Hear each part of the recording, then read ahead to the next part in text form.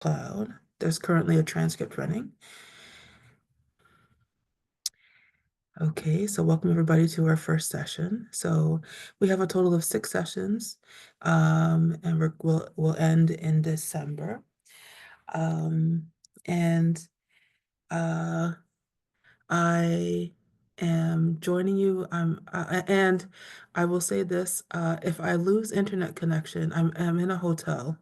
Um, I happen to be in New Orleans right now, and but so far it's been good, so I'm hoping that that will stay. But I'll rejoin as soon as possible because I don't have control um, over the hotel internet. So uh, I thought that we could maybe just start with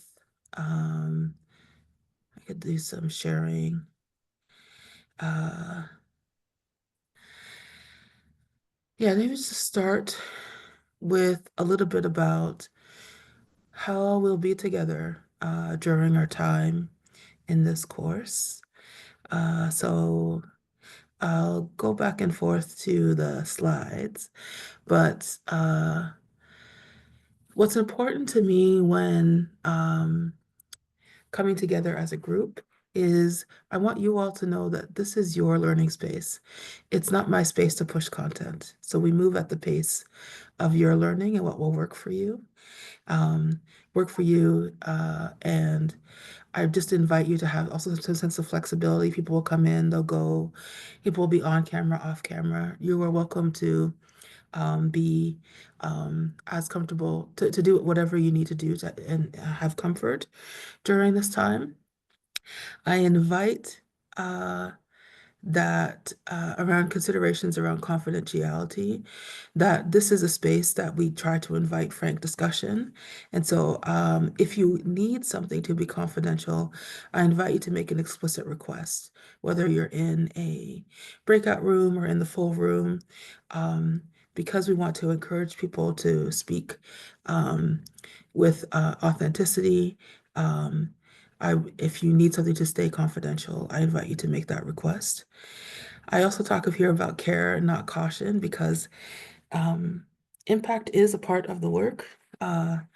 My work within nonviolent communication, I'll talk to you a little bit about my vocation, is to encourage vulnerable expression.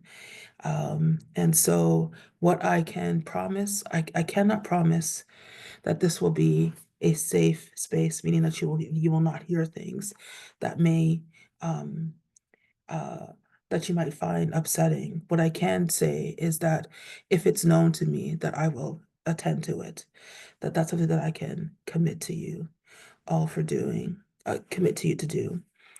I invite you to also hold space for all, so to give people space for their expressions and to share things from your own perspective. And I just invite an invitation to be curious, open, expressive, and true to your experience. So those are some requests that I have for your consideration. And I'm wondering if there's any clarifying questions or reactions to what's been shared so far. Welcome. Welcome, Nitsan and Yay Yay. Okay. So when I think about um, why NVC for Black Indigenous people of color, um, I want to share a little bit with you about why it is that I have put this course together. This is, I think, the 5th or 6th offering of this course, public facing, and and it's linked directly to my journey. And then I would like to invite people to also share a little bit about themselves. But to kind of just to get us started, the reason why I've put together this course and had this offering is because um, my own journey around nonviolent communication, which I link directly to my own journey around decolonization, um, which is that as a person who was interested in nonviolent communication, I attended many things, traditional nonviolent communication or NVC spaces, and they're often very white-centered. And what I found is that there was very little conversation happening about power or privilege. It's actually a question, it's actually something that's often up for debate when it comes to traditional NVC circles. And so I wanted to create an intentional space for Black, Indigenous people of color because part of the reason why it is that I do nonviolent communication is because of I find the tools can be really helpful when it comes to my own practices around liberation and decolonization. So much of what's being shared and offered here comes from my own lived experience of being in these spaces. And at the same time, as I said, I want to really support sharing the gifts of nonviolence and nonviolent communication, specifically to support us all in being able to respond to oppressive systems and also to be able to go beyond the foundations um, because our time is about taking these tools that are traditional to support our own liberation and of ourselves and the people that we call or name as being part of our community. And so with this in mind, I would love, again, as I said earlier, this is meant to be a co-created space. And so I would love to invite you all to share a little bit about what your needs are. And so I have a prompt for you that I'll put in the chat and that I'll also name.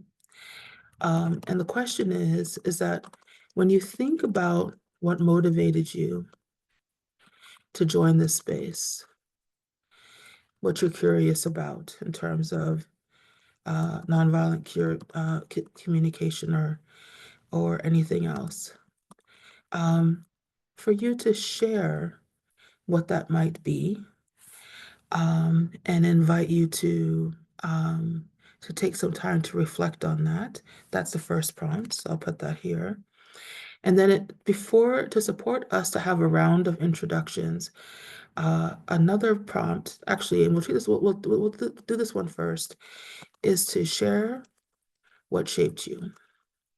And what I mean by that is this can include the identities that we carry, uh, stories of ourselves and our ancestors.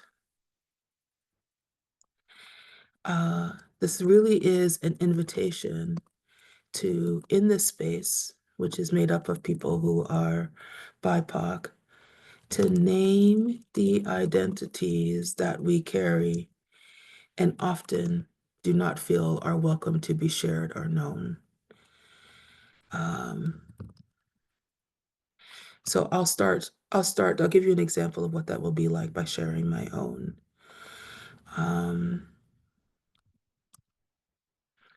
so for myself, how I would answer that question is, I would give my name. My name is Leonie Smith. uh, I live on the Coast Salish lands of Vancouver, the Tsleil-Waututh, Musqueam, and Squamish peoples. I am currently visiting the city of New Orleans with the Chimameth and Choctaw people. But I was born and raised in Toronto. And though I am Canadian, what has shaped me is the fact that I grew up in a matriarchal Jamaican family. And that is the orientation for which that I see the world. The other things that have shaped me are the fact that because I'm a person of whose family is from Jamaica, is that I'm also a person of formerly enslaved person. And it also means that everything in my life has been shaped by colonialism. I speak English because of colonialism. I get my first name from colonialism. I get my last name from colonialism. The land that my family is from is not indigenous to people of African descent. It's indigenous to what we call indigenous Aboriginal Native American within North American context. And so because of that, I have been interested once I became aware in what it takes to remove the scrim of racism and other forms of oppression. And so those are the identities that I carry. And that is also what has motivated me to be both the creator of the space and my connection to nonviolent communication is that I use those tools to support me to exercise freedom and choice and liberation. So I want to check to see whether or not those requests are making sense, and I'd like to give you some time to reflect on it. Are there any clarifying questions of what's being asked of you?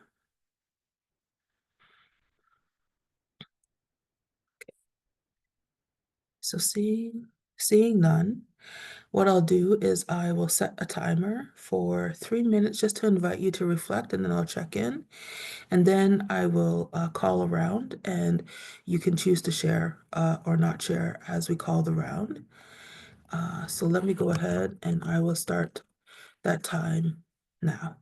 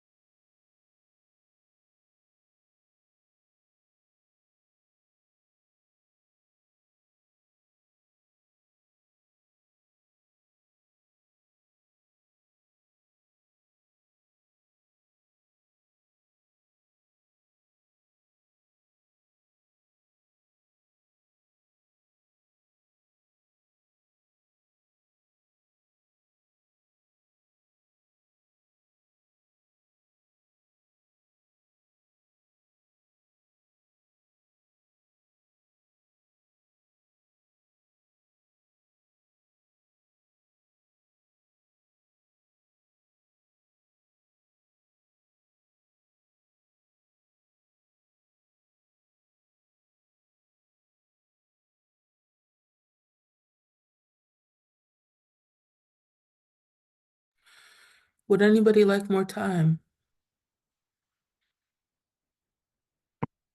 Okay. So I will call in order and feel free to share or to pass if you would like. And we'll start first with Yaya and then go to Denali if you're willing. Yeah. Thank you for the invitation. Can you hear me? Yes. Okay. My name is Yaya Erin Rivera. I live in Kumeyaay land in Southern California, and I'm currently joining this conversation from Donegal town in the west of Ireland. My partner is from Belfast, and we're on a family visit right now. So it's midnight, but I've been seeking this space for a really long time. So I'm really happy and awake to be here.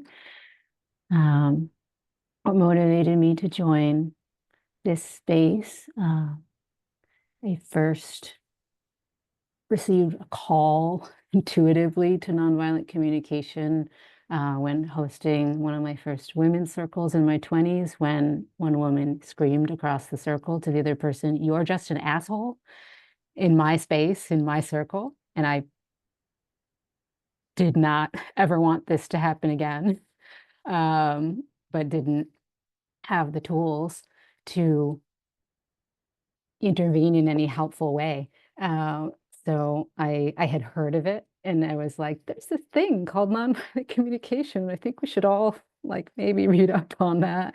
But I was the only one who really felt like a deep dive into it. And I went on to share some nonviolent communication in my position as a school teacher in high school in Crown Heights, Brooklyn, and in a volunteer position at Rikers Island, maximum security men's prison.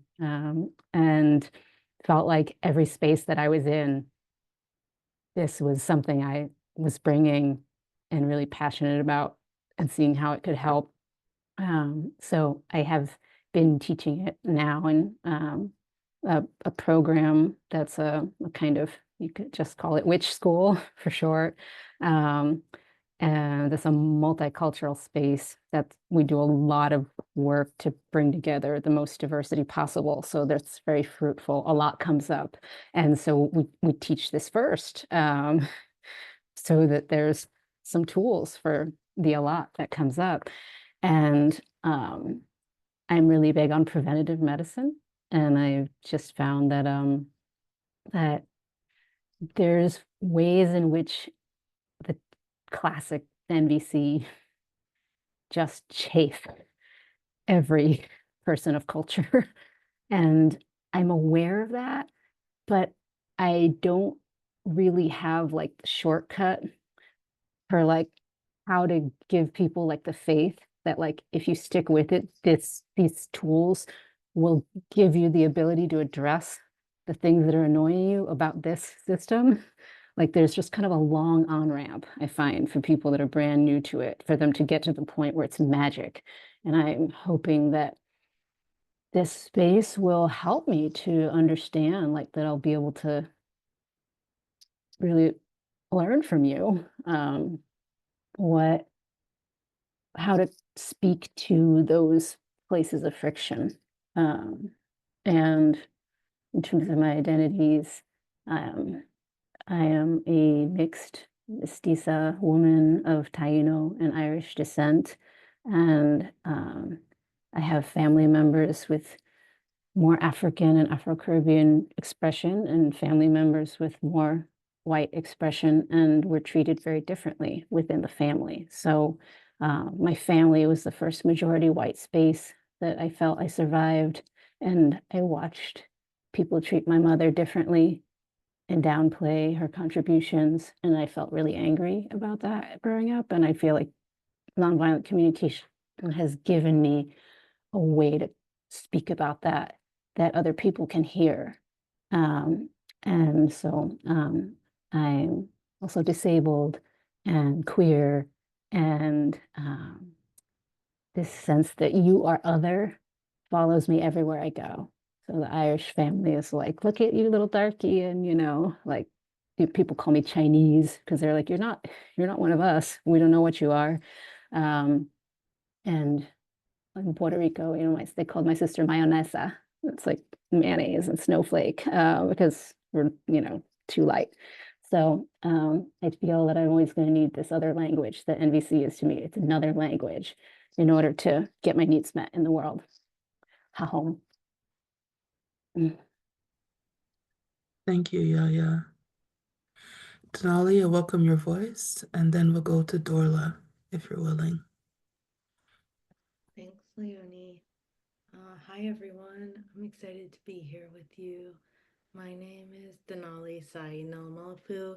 Um, I I feel like the identities that come up most for me are being the child of South Indian immigrants and spending childhood traveling to South India, but growing up in the majority white state of Maine. So, like that dual identity of traveling back and forth, but also being one of the few kids of color in my school. Mm. And a couple other identities. I've always had darker skin than most people in my family, and there's a lot of colorism in India, and I'm queer and non-binary, so those identities come up a lot in terms of how I respond to the world. And I'm also introverted, so that dynamic between a extroverted world and being an introvert comes up a lot. And I joined this class because I'm in the process of leaving a workplace where I experienced some very overt racism and homophobia. And I'm really interested in how I can navigate this transition and new opportunities in a healthy Mhm. way. And like, yeah, just remember NVC and return to it with these new experiences and see what I can learn. So thank you.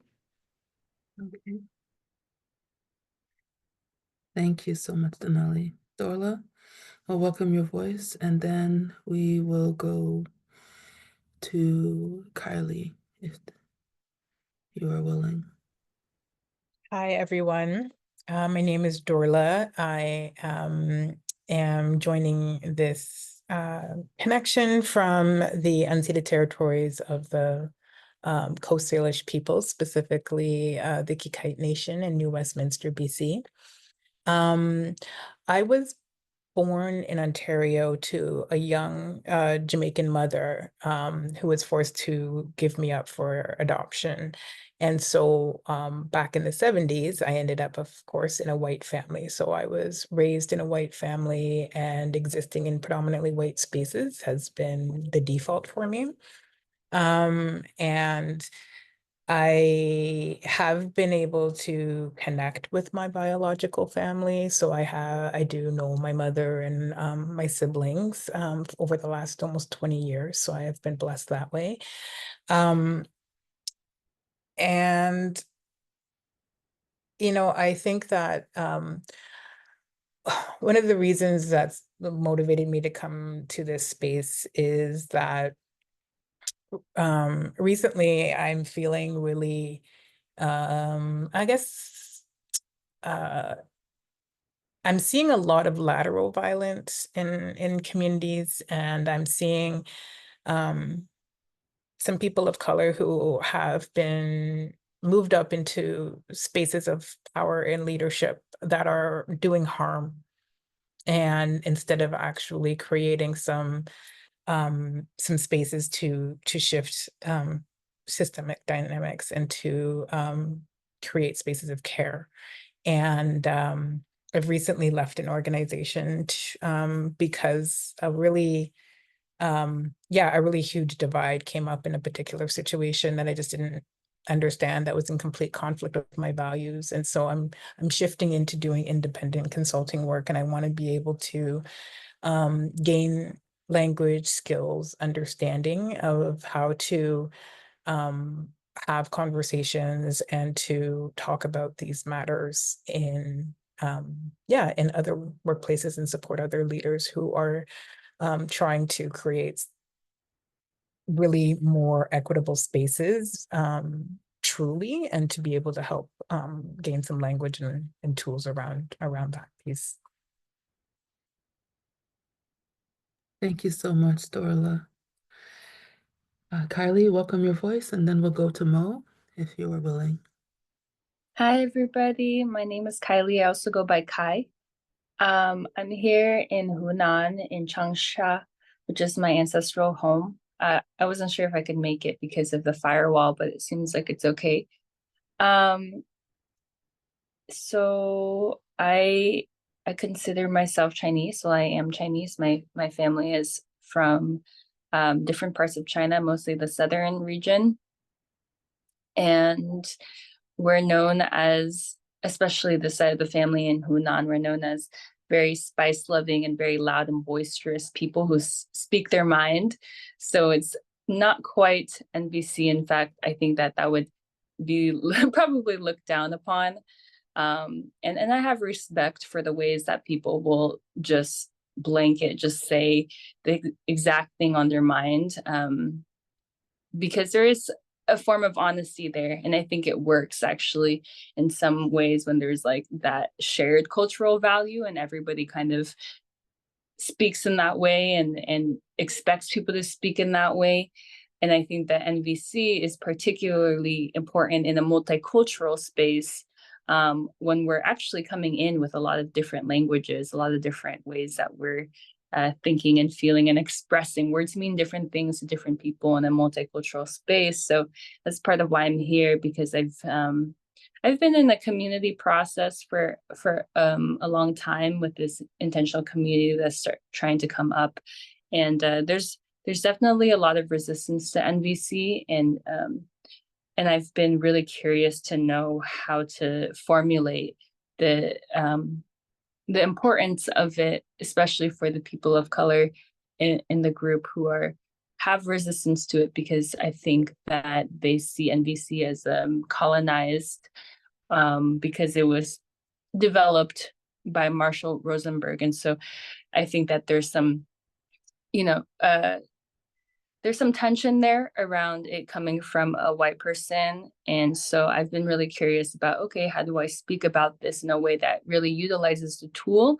honors the lineage, but also maybe like takes on a form that can really meet people where they're at. So that's where I'm coming from today. Thank you, Kai. Mo, inviting your voice, and then we'll go to Litzen, if you are willing.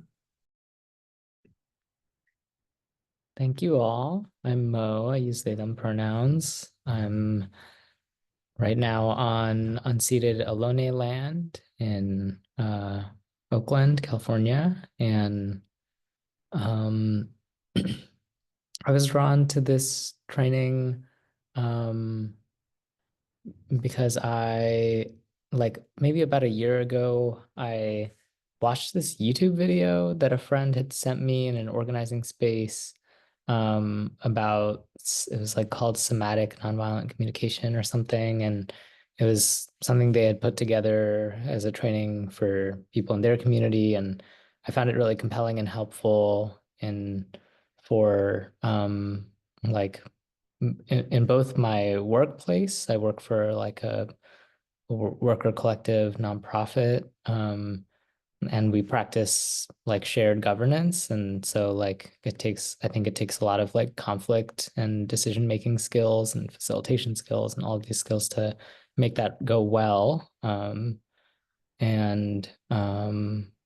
also in my like unpaid organizing work, making decisions as a group, I feel like I see some people that have more of these skills around either conflict resilience or nonviolent communication or other versions of it. And I took some trainings by Harmonize, like Simon Mont was leading this and was helping leading this.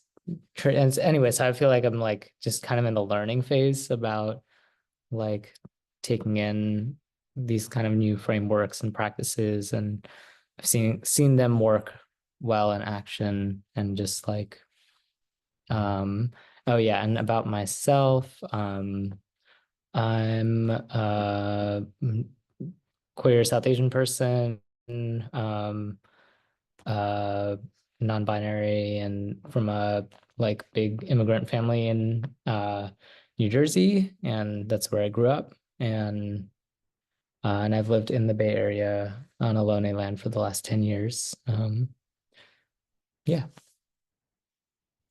Thanks. Thank you, Mo. We'll welcome your voice, Litzen, and then we will go to Yunga.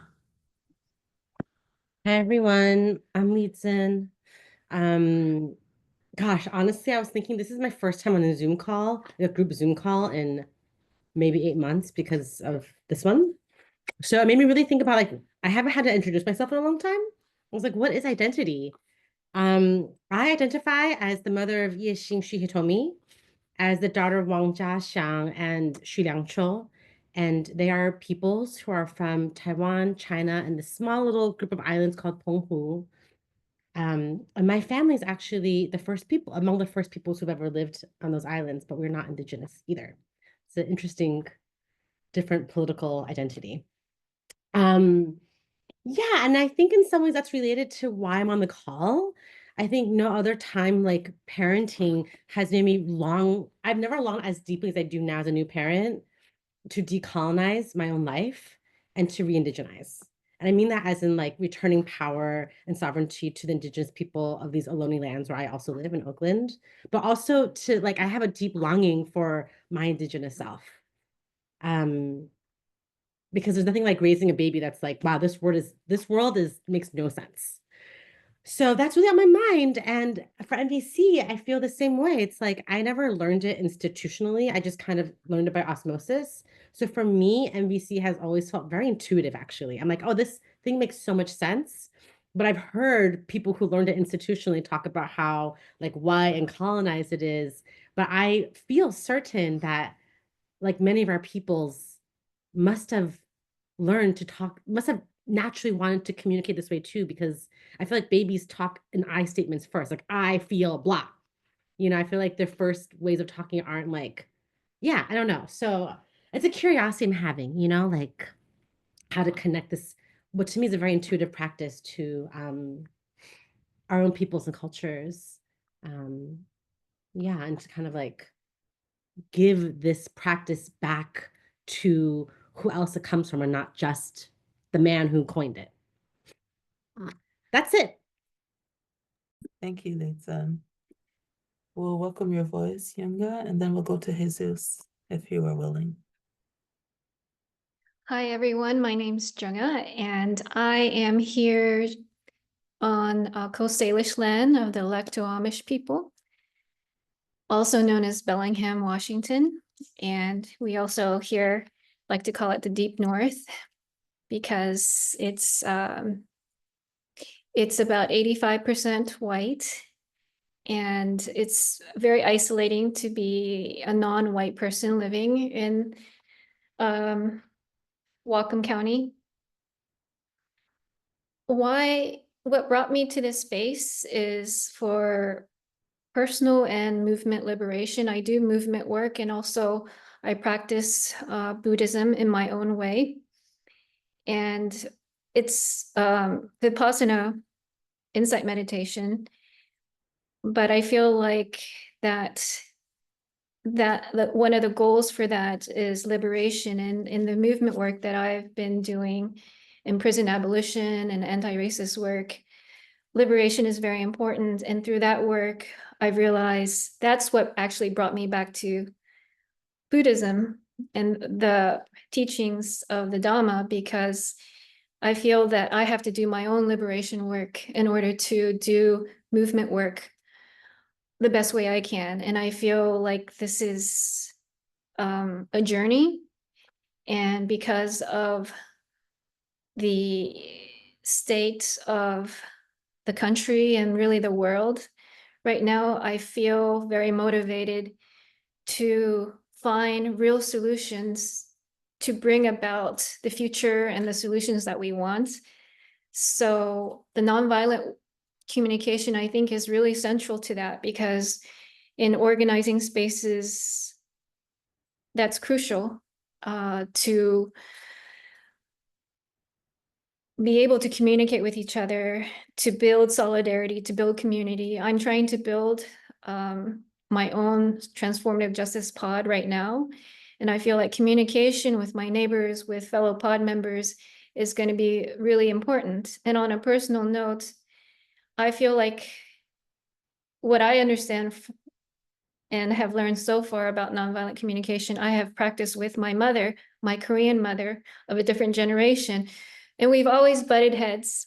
And I left home when I was like 17 and went to school and, haven't been back. But now we're communicating. And I feel like nonviolent communication is not just a cultural thing or a generational thing. If it worked on her, I feel like it's a communication that I think can do a lot of opening up and a lot of building. So that's what brings me to nonviolent communication. I took years ago nonviolent anti-oppressive workshop with Aorta, another organization, and I found that really helpful. And I am an immigrant. My mother and I moved to the US when I was 5, and we moved to Appalachia. So I grew up in Wheeling, West Virginia, and then moved to the Pacific Northwest and Coast Salish land in 2001. And all of those things that I've kind of implied in my story and introduction already, I think there's a lot of identities there as being an immigrant and being a person that is doing movement work and being from Appalachia. And just, I feel like my identity can't be put in a box. And I've had to, in my years of experience now, because, I've finished school a long time ago and been doing this work for a long time. I've learned that I just have to make my own identity. So I'm not going to put myself in a box, and, it is what it is, and I am what I am.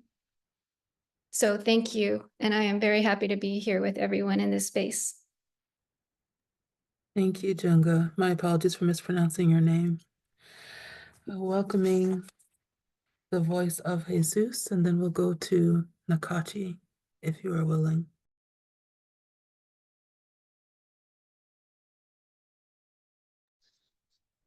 Hi everyone. My name is Jesus Perez. What shaped me as far as NBC is I have a pretty unique story. I was a minor incarcerated at the age of 16, so I was kind of forced into self-discovery work, this journey healing, and understanding who I am as a young boy turning into adult forcefully. So I'm personally impacted by the justice system, incarceration, and being a minority.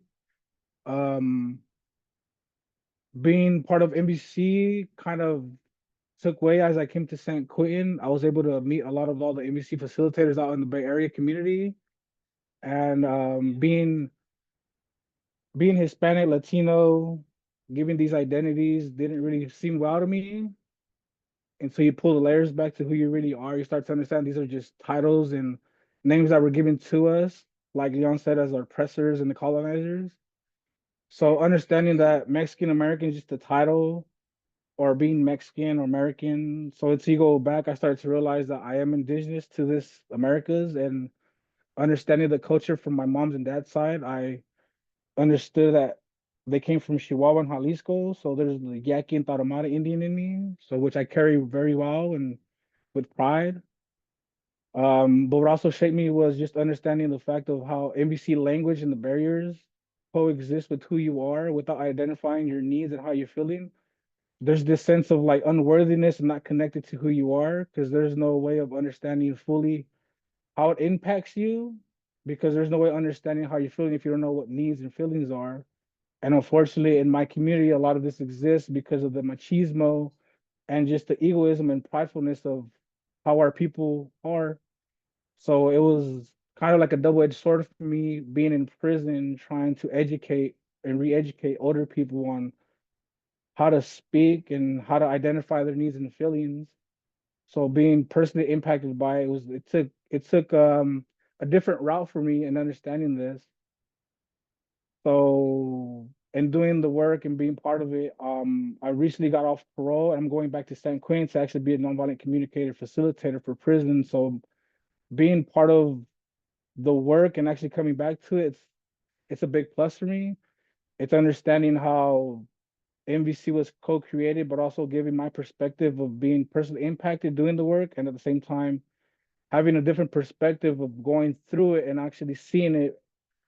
I'm able to co-create with the facilitators who are there, but with my perspective, so we can actually understand and align with people with language barriers. Because once you start identifying nonviolent communications as your own language, you can create it how tailored to your needs, as opposed to sounding and hearing it where it sounds robotic. So I was able to really understand how to like fully integrate it with how I speak and connecting to people at a different level, where nonviolent communication became more of a way of speaking where you feel authentic and you're not feeling as robotic or fake. And for me, that was something big to understand and realize. And that's kind of what I wanted to offer and bring back to the community, just because I was impacted by it. And I'm very justice inclined to kind of giving back and providing people just an outlet, because my story a lot was self-suffering, self-worth, and self-confidence. And a lot of people suffer from these, but without knowing how to identify or having someone who can actually really hear you and see you, it becomes a lot different. You're not able to really bring these out. And being in a prison setting where it's more so pride, ego, envy, jealousy is what kind of reigns, as opposed to compassion, love, and care, you're you're kind of like on your own. Go And ahead. I'm hoping that I'm able to connect with certain people and kind of share my story and being able to connect to everybody else who's here. And that's kind of just a little bit of who I am, how I identify with, and how NBC shaped me. So thank you so much, Isis. We'll come to Nakati and then we'll go to Wilson, if you are willing. Blessed love, y'all. My name is Nakachi. I am currently tuning in from the land of the Awaswas Ohlone people, colonially known as Santa Cruz. I've been here on this beautiful land on retreat with my organization this week, and just feeling really, really blessed and connected to these old redwood trees. I live in the unceded territories of the Tongva people, colonially known as Los Angeles, California.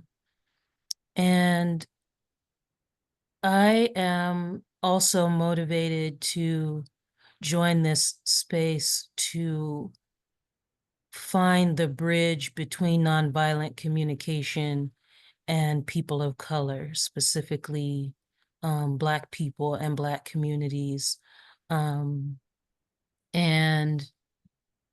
I had a similar experience as Jesus, where I was, I found, benefit from this modality and so much language, but then found so many blocks to this language because it sounded white, or it sounded, folks came to it like it wasn't authentic. And that I also witnessed nonviolent communication weaponized by whiteness, and used as a way to silence. And so I'm really interested in learning how to return to I think the heart of this modality. I think the goodness of it, and to bring it to my people and to the folks that I'm in community with. And I'm also here because when I, am in spaces, I also work in an organization that practices self-governance, sociocracy. And in the trainings and in the work that I've done, I'm often the only Black person in the group or in the cohort. And so I felt like, I'm in these spaces and I'm like, this is so good. Like, I wish so many people had this. And just really curious about what the aversion was, because I know from experience that it isn't that we want to harm, it isn't that we want to, be in pain. But I think it does come from a space of not wanting to be hurt again, not wanting to be have those wounds opened again.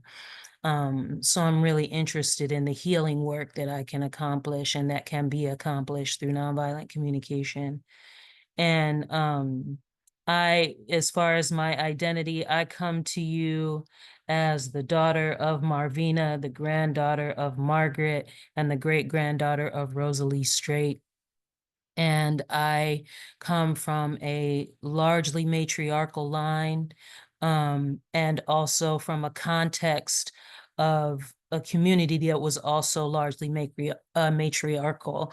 And so many of the folks that I grew up with and the community that I grew up in was populated by single mothers who were raising their children without the presence of our fathers, either materially or emotionally.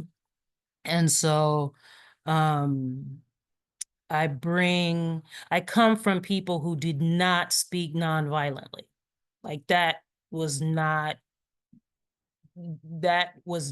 a source of, like, to be nonviolent was dangerous. Like, to not have, not be able to cut with words, or, to get somebody up off of you was not recommended as a way to go through life.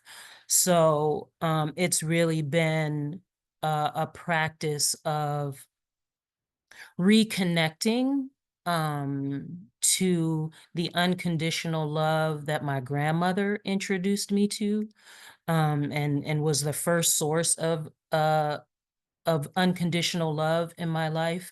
And also just a healing of my lineage and a healing of my own personal history, to find ways to get somebody up off of me without needing to inflict harm, without, like, instead of getting up off of me, let's get together, let's find where we can, like, let's find our common wound so that we can have collective healing, which is really what nonviolent communication has allowed me to do, to meet folks where they hurt, and through vulnerability find our strength.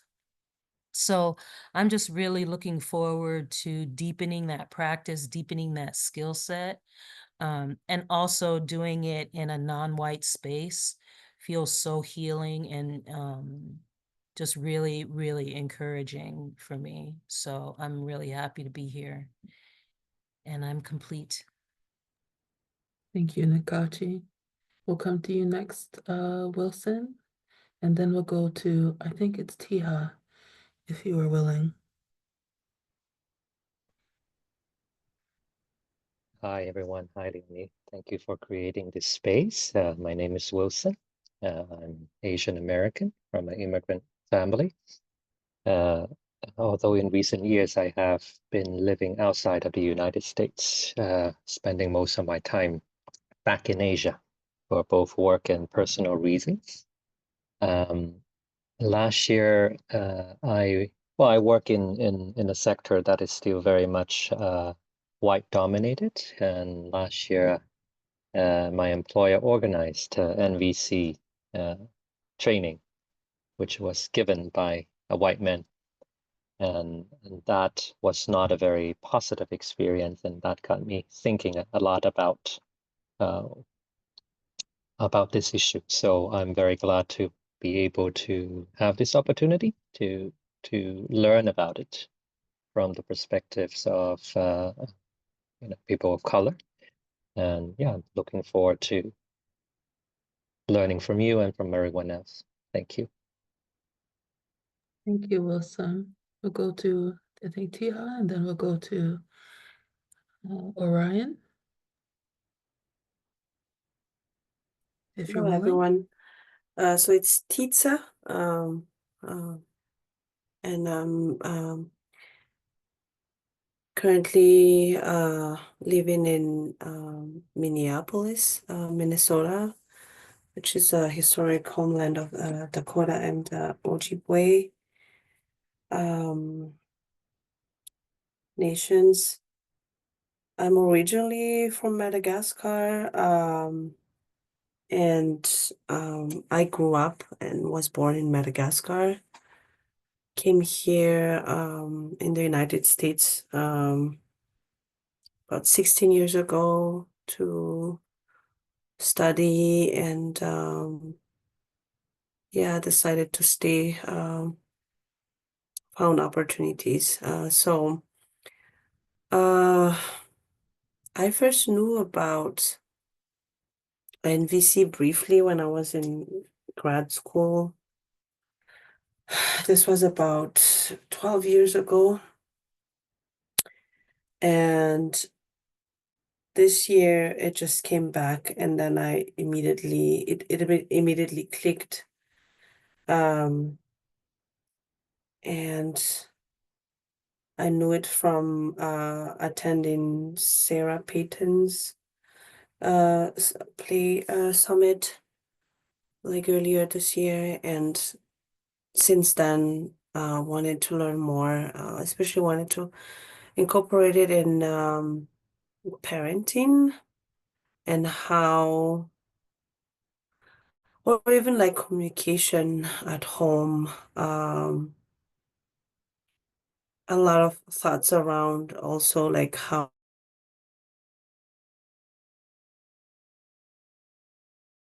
empathy to myself as a result of developmental trauma. And my intent is to also share it with my community in Madagascar. So I've been doing cross translation for the materials and NVC materials I want to share. But the question that I had was like, how do I practice this in a way that is not sounding like like I'm proselytizing to people? I want it to feel natural and then also live in it. So that's been like my on that, like how do I practice even like with my kids, they're fighting. I have 3 kids and I want to use NVC, and I've been using the grad cards, but still it feels unnatural. So what I'm trying to kind of like, how do I practice it so then it's not coming as like, hey, you're doing like, like judging people for what they do, or even like unnaturally practicing it. So yeah. Yeah, I feel complete. Thank you. Thank you for sharing that. We're going next to Orion, and then we're going to, let's see who's here. Oh, to Sora, if you're willing. Awesome. Yeah, thank you. Hey everybody, glad to be here. My name is Orion. Yeah, I think what is drawing me here to this space is wanting to have more tools for communication. I think I feel, yeah, I think I can sometimes not know how to communicate. And I just think I'm looking for, more tools to be reflective in communication and to tend challenge with ways to slow down and to be able to hear one another. I'm like practiced in like NVC like kind of informally, but I feel excited to be able to like really deepen in practice with everyone here. But yeah, I feel grateful to be here and to be able to have tools. I was born and raised in Stockton, California, and that's currently where I'm at. But I spent a big portion of time in the Bay in the last 6 years. Um, I I guess one key piece that I feel really connected to share here is that I feel like I'm a water person, water being. um, not only because it's Scorpio season and I'm a Scorpio, but also because I was born and raised alongside the river here, San Joaquin River. Feel connected to the waterways and wanting to support them. Um, my family is from different parts of the so-called Philippines. So my mom is from Cebu, and my mom and her family are from like the Cebu and Visayan area more generally, and my dad is from Pangasinan, and I'm queer. I am a multimedia artist. I'm a human. There are many other parts to me, but there's many things I could say, but I'll stop there. Just thank you for having me. Appreciate being here. Thank you. We'll go to Sora and then we'll go to Kazu, if you were willing. Hi, this is Zora. I'm a little bit sleepy because I'm calling from Germany and it's 1 o'clock in the night over here, and I actually came late because I fell asleep. So, but I'm afraid you'll only get the sleepy version of me the whole course through. So, we'll have to deal with this version of me. I was born in Afghanistan. We fled from I was born pretty much the same time the war broke out. So, like violence or non-violence, kind of, I don't know, this kind of question or issue is with me like the minute I was born. So we fled from the war when I was a baby, and I grew up in Germany. I'm from Berlin now. I identify actually as an atheist. This is not something that I was aware of, but I always kept like I was always like very like with all the Islamophobia going on, I was always very like in solidarity with, for example, Islam, but at the same time, I was always maintaining, by the way, I'm not a Muslim, and I had to think about it and realized that it's not about Islam, it's about atheism. Like I didn't want to be, I I didn't want to distance myself from Islam, but from being religious. So also when I say Afghanistan or Afghanistan, it's always something that seems important to me to mention that I'm an atheist. And it's interesting to be asked of the identity because this is some of the first things that come to my mind. I really love to be in a space with Black and brown people, in an NVC space where I am in Germany, we have a huge NVC scene, which is like very, very wide. I think I found NVC, or I started my first courses in NVC, like, I don't know, maybe 15 years ago, when I also wasn't too much in touch with like discourses and knowledge about discrimination. And I actually don't know if I had stick to NVC if I had been, because it's, I don't know, so blatantly unaware of privileges and power imbalances, like the version of NVC that you get to know here. So ignorance back then kind of might have been a bliss, because I think I wouldn't have like, yeah, I wouldn't have been interested in NVC if I had been more aware. So I really like to, yeah, explore this this approach of NVC, like having racism in mind.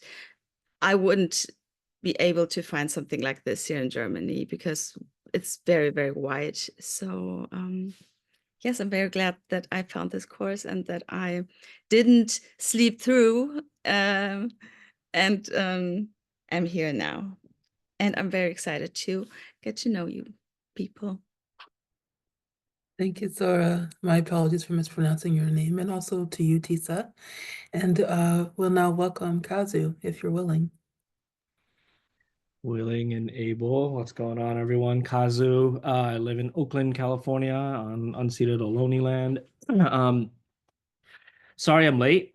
Speaking of identities, Leonie knows I had an immigration appointment today here in the U.S. and I thought I was just getting my like immigration interview because I'm applying for U.S. citizenship, and at the end they were like, "Oh, you can take your oath today," um, and it was either today or it was going to be complicated because I'm actually going up to Canada in a little while to do some work with Leonie, and it would have delayed my oath taking more, and I was like, I can get my oath done today or under the Trump administration, and I'd have to like do the oath with Trump's face, and so I was like, yeah, all right, I'm just gonna do it today. So I became a U.S. citizen today, which I actually have a lot of mixed feelings about, given everything, but I didn't want to be deported, like given the just the state of this country, so I thought it was important. Anyways, I have lots of thoughts on that. I could just ramble on forever, but grateful to be here with you all. I'm sorry I missed some of your introductions. Luckily, I know about half the people in the room, which feels great. Yeah, I'm also a nonviolence trainer. I've been in the kind of world of nonviolence for some time. I began my nonviolence journey in 1998 when I was part of a Japanese Buddhist order called Nipponzan Myohoji, and I spent a year overseas in South Asia studying Buddhist Dharma and nonviolence, and then was mentored by a lot of elders who work closely with Dr. Martin Luther King. And so the lineages of nonviolence that I come from were actually deeply grounded in communities of color. And I started learning about nonviolent communication, I don't know, 10, 15 years ago. And yeah, like many people have shared, struggled. I had a friend who many years ago was one of my best friends who was a Black woman. And when we first met, I was telling her about Kingian nonviolence, which is the lineage that I teach. And she was like, "Oh, I never used to talk to you because I thought you taught nonviolent communication, and that stuff pisses me off so much." And at the same time, you know, I used to work with this Indigenous nonviolent communication teacher who used to say that I believe in the spirit of NVC, but not always the structure of NVC. And it's something I deeply resonate with. There's something about the spirit and the essence of nonviolent communication that I think is really powerful. And sometimes the structure of it trips people up, right? And ironically makes it feel like it's really inauthentic communication. And I also feel like there's a lot of stuff around nonviolent communication, like, you know, if there isn't place for marginalized communities to make demands and be okay making demands of systems and structures of power, then I think that's really can be harmful, and yeah, just lots of other criticisms that I've had about MVC, but also I've really seen the power of it, you know, and I've known Leonie for a long time, and you know, oftentimes when we're friends and colleagues, we don't get to learn from people in a structured way. So I'm really grateful for this opportunity to just be in the kind of student role with Leonie. I was born in Tokyo, Japan, to a family of educators, and I am Japanese and an immigrant, now a U.S. citizen, able-bodied. What else? Lots of other things. Deeply, deeply committed to understanding what it means to practice nonviolence in all the different ways, particularly given the state of the world and the state of the United States currently. Really grateful to be here with you all, many of you who are not in the United States, because we can be such like US centric. Of course, Leonie is in Canada also. I also do a lot of work with incarcerated people and consider many of them to be my greatest teachers. Have done a lot of work in San Quentin, as well as Soledad and Valley State Prison and lots of other places. So as soon as I heard a little bit of your story, so grateful for you being here.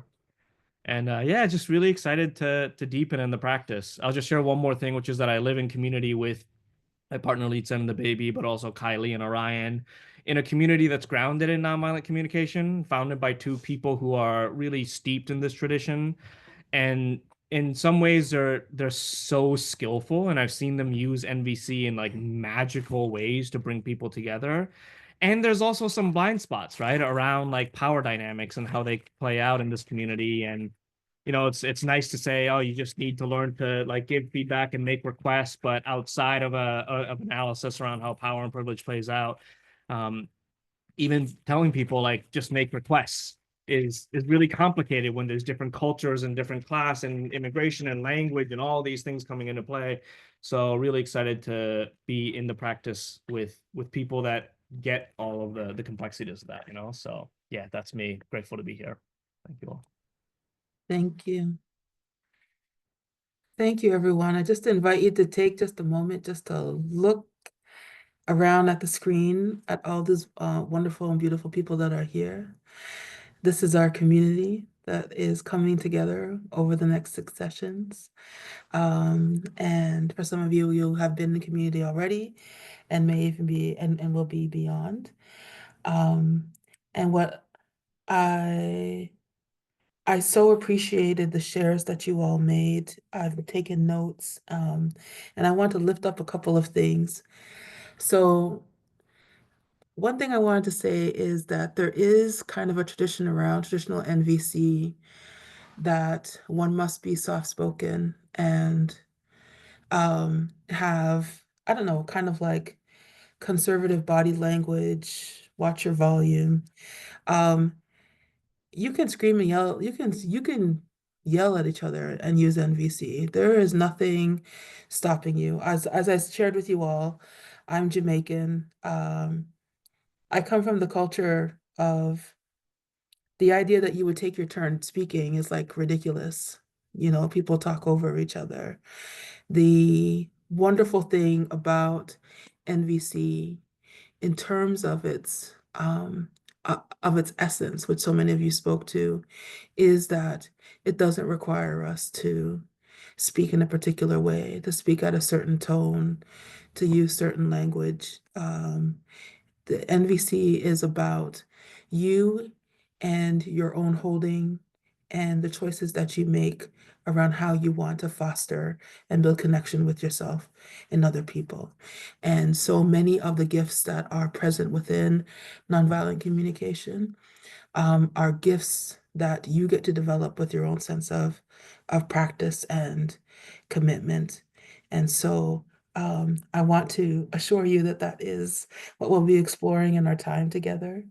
Um, I also heard some people name these different applications of NVC, not only for self-empathy was named, workplaces, community, movement spaces, and to know that there is time and space for all that, including some work around somatic, specifically around constellations work, which is something that I would like to share a little bit with you all as well. We'll be looking at NVC as tools around decolonization. But the main thing that I really want to name is that for me, the biggest gift of NVC comes from the kind of perspective taking that some of you shared, and you named specifically, Kazu, which is you can have, the four kind of pillars of NVC are feel observations, feelings, needs, and requests. And the thing to keep in mind is that, and I have a little slide on it actually that I'll share here, is that if you don't have an understanding of the systemic context with NVC, you won't realize that there are questions around observation. So observation it's not just about in traditional NVC, they talk about observation being something that you can capture on video, that it's so clearly understood. But the thing to know about observation is that within our society, we look at the question of who gets to hold the camera. From what perspective are we taking in the image? What's in the frame? And that there are things that can be seen and shown, and still they actually generate an experience of gaslighting because there are so many other things systemically within the context that are not seen. Same thing around feelings. Many of us, in order to survive working in mostly white spaces or to survive dominant culture, while we may have feelings, we may not have spaces to express them. Not everybody gets to express rage in the same way, anger, or even joy in the same way. And these are things that we often have to regulate and modulate in order to support our sense of survival and belonging. We think about needs. And so the thing to remember as well here is with needs is, again, whose needs get to be met? When you think about the cultures that you work in, the family that you grew up in, your faith community, whose needs, when you go to the grocery store, whose needs get to be met? All of these things are different if you are coming from a place that is not of the dominant culture. When we look at requests, it's like, who gets to ask for what they want? Because not all of us receive the same invitation. There are some who are groomed to ask for what they want. There are systems that are built to attend to the needs and the requests of certain people. And so rather than be in a space of recognizing this only or grieving it, what I hope that we can build together and what I can speak to from my own experience is that you can build the tools, use some of these tools to find your own voice, to name your own feelings, to discover what your needs are, and to build and tend to your own histories in a way that satisfies those needs. And so we really want to, the invitation is to name, to name things with the consideration of the fullest sense of what our reality is, that we don't have to, that we're allowed to fully exist as people of color, as people of the global majority. And it's also to recognize that for people of the global majority, that to fully exist is counter-narrative to the societal expectation, which is there to support erasure. So we'll also look at what it takes to take care of ourselves while we're finding our voice and using these tools. So that's something that we will look towards as we have our time together. I just want to pause and see if there's any clarifying questions or reactions to what's been shared so far.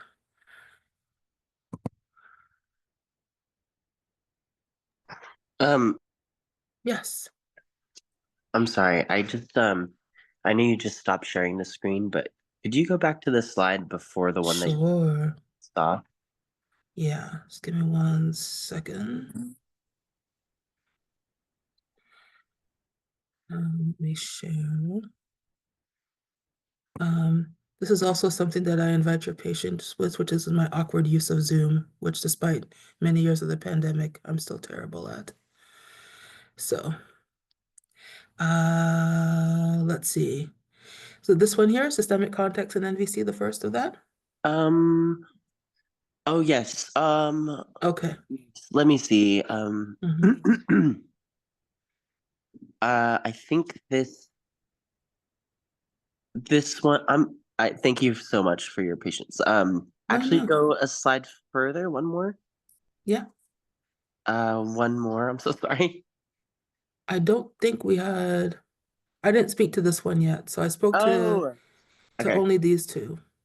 Okay, beautiful, beautiful. Was there something that you heard that you wanted to share or respond to? I guess I was responding to this idea of, because I really appreciate the context of nonviolent communication in the context of the systemic context of it, because I think I've experienced NVC sometimes sometimes devoid of that context.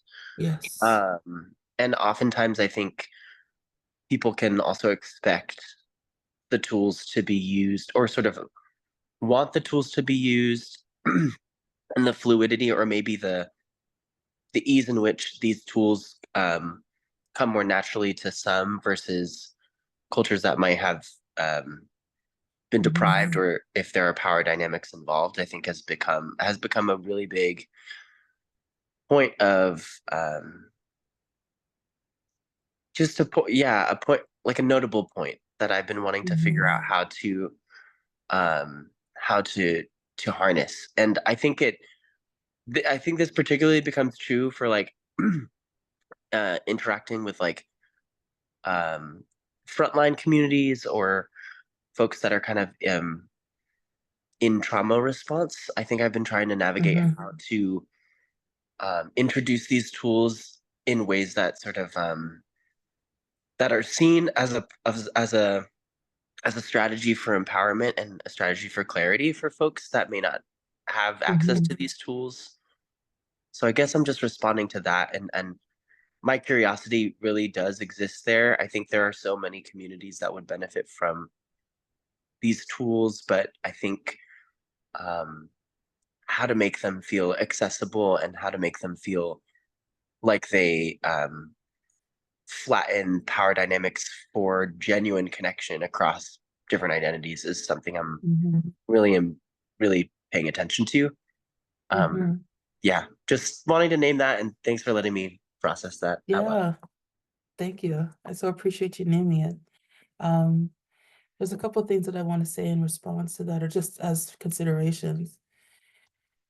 One of the things that happens oftentimes within nonviolent communication is that when we come to it and we find the tools to be beneficial, we want to share it with others, as we should. And when things are beneficial, it's a beautiful thing to share with others. And in terms of some of the considerations that I just want to name, is that it's important to do so with a sense of permission, because people move at the state of their own readiness. It's not something that we can define. And yeah, so really to allow other people to determine the pace of what is of what is shared with them, in terms of you sharing your learning, perhaps. There are also ways to do it that aren't so explicit. So they're just ways, they're invitations perhaps to invite others to fully express, that aren't about framing it as NVC, which, as we talked about with some of your shares, can be disconnecting. Just even naming NVC can be disconnecting for many, not only people of color, but like, queer folks, all kinds of folks, because of the reputation that it has rightfully earned of being very white centered. And the other thing that I would name is that, like, to support your own learning, but also to make this really practical, because this is really important, is that the time that we spent together, that you walk away with really practical tools, is to bring your own experiences. You'll have a chance to, in our time together, think your way through, work your way through, feel your way through a conflict, which could be a personal thing. It could be something that's within your own self, around your own needs. It could be work related in some way, but in some area or incident in your life in which you want to explore to see what else is there. And so I really encourage you to bring, you'll have multiple sessions to be able to work through things, to bring that as well. I'm wondering if that's helpful to hear at all, Orion. Okay. Wonderful, thank you. Any other questions or reactions to what's been shared so far? Yes, welcoming. Yes, Jungagoto. I feel like I don't know what MVC is now. Yeah. Because I think I may have mixed it up with something else. I didn't even know that it was rooted in white culture, founded by a white man. So I feel like I have a lot to learn. Yeah. I could share this. It's not rooted in white culture. NVC is roots come from nonviolence. It comes from the Kingian, Ghanaian nonviolence. So it actually comes from the cultures of people of the global majority. The term was coined by Marshall Rosenberg. And so in many ways, at least for me, I'll say this, learning NVC so much touched on the culture that I grew up in within my family. It touched on, it felt like in some ways coming back home, because it was a way to kind of undo the very individualistic ways of being that have been disempowering for me.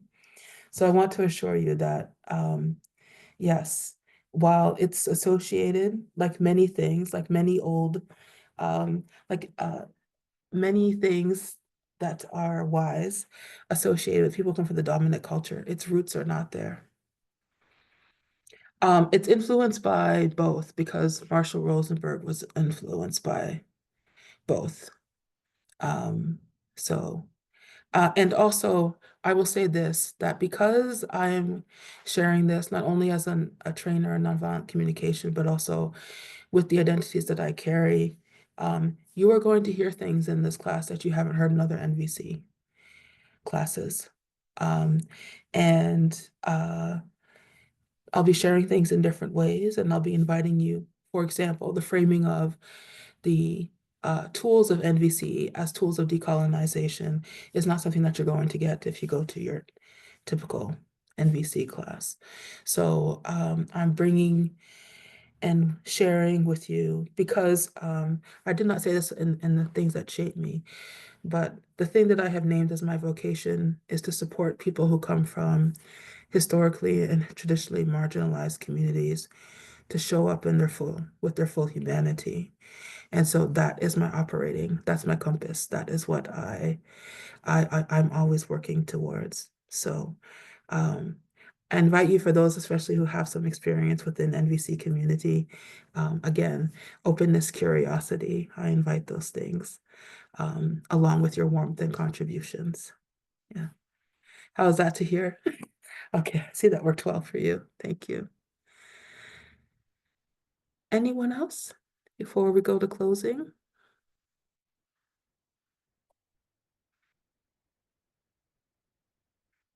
I have a quick question. Yes. Okay. I really appreciate that framing around like systemic perspective.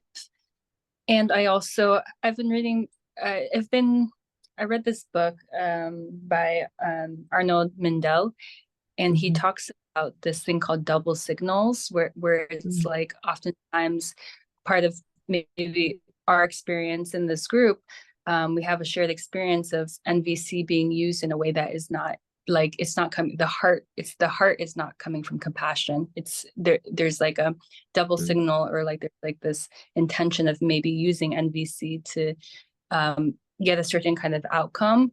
But I find it really difficult to have like that, like, very layered understanding when you're actually in those conflicts and in those situations. Like, how do you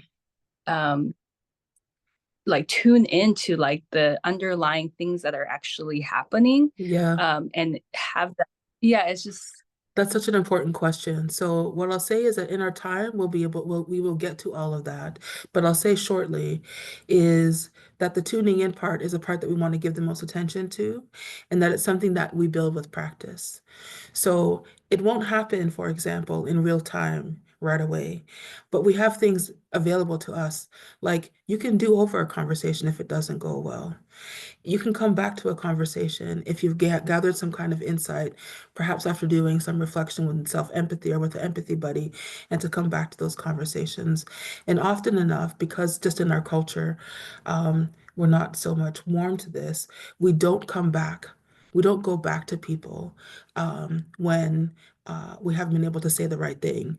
And so we're really going to kind of bust open that question of needing to say the right thing.